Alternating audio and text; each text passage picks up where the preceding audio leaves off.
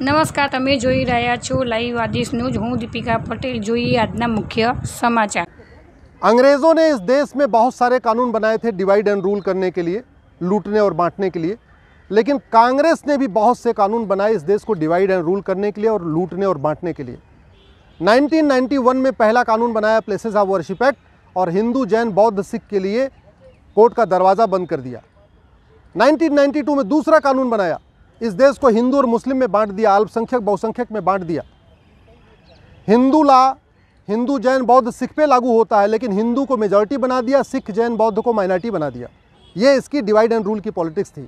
और तीसरा जो सबसे घटिया कानून बनाया कांग्रेस ने 1995 में, जिसको कहते हैं वक्फ एक्ट, जिसको मैंने सुप्रीम कोर्ट, हाई कोर्ट में चैलेंज किया है, और इसकी अगली सुनवाई भी सुप्रीम कोर्ट में होगी, क्योंकि इन्हें हाई कोर्ट से ट्रांसफर पिटीशन फाइल कर दिया है कि मैटर अब हाई कोर्ट में नहीं बल्कि सुप्रीम कोर्ट में चलना चाहिए। वक्फ बोर्ड के सारे मेंबर मुस्लिम होते हैं। उसमें एक एमएलए है, वो भी मुस्लिम, एक एमपी है, वो भी मुस्लिम, एक उसमें एडवोकेट, वो भी मुस्लिम, एक उसमें टाउन प्लानर, वो भी मुस्लिम, एक उसमें आईएएस ऑफिसर, वो भी मुस्लिम, एक उसमें जो स्कॉलर, वो भी मुस्लिम, एक मुतवल्ली, वो भी मुस्लिम। और उसके पास इतनी पावर दिया हुआ है कि किसी भी ज़मीन पे जाके कह दे ये ज़मीन वक्फ की है, तो आप उसके ऑर्डर के खिलाफ, उसके नोटिस के खिलाफ नियर बाई कोर्ट में भी नहीं जा सकते। आपको जाना पड़ेगा वक्फ ट्रिब्यूनल में। कहने का मतलब, अगर मेरठ में या मुजफ्फरनगर में किसी की ज़मीन पे वक्फ बोर्ड कह दे ये वक्फ की ज़मीन है, तो वो मेरठ की कोर्ट या मुजफ्फरनगर की कोर्ट में नहीं जा सकता। उसको जाना पड़ेगा लखनऊ, जो मेरठ और मुजफ्फरनगर से 700 किलोमीटर दूर है, और वहाँ जाके अपनी सफाई देनी पड़ेगी। और सफाई किसके सामने देना है? उसी ट्रिब्यूनल के सामने, उसी बोर्ड के सामने जिसने कहा ये ज़मीन वक्फ की है।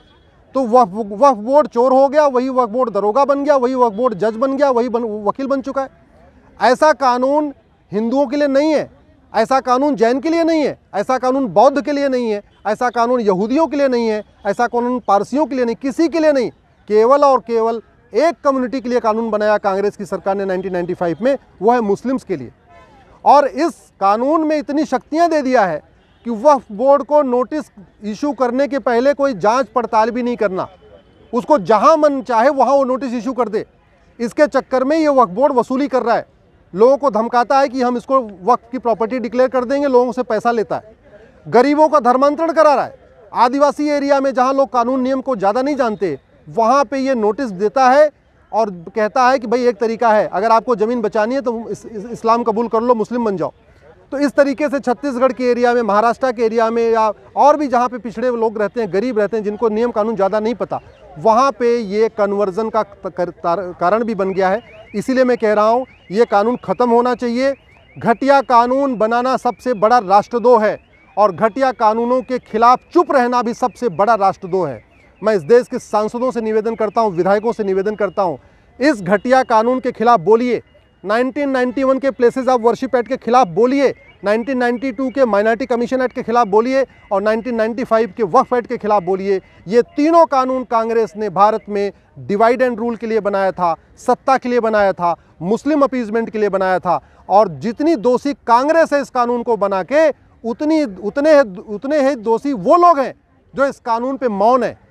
जो आदेश न्यूज, गुजरात तंत्री सुनील पटेल।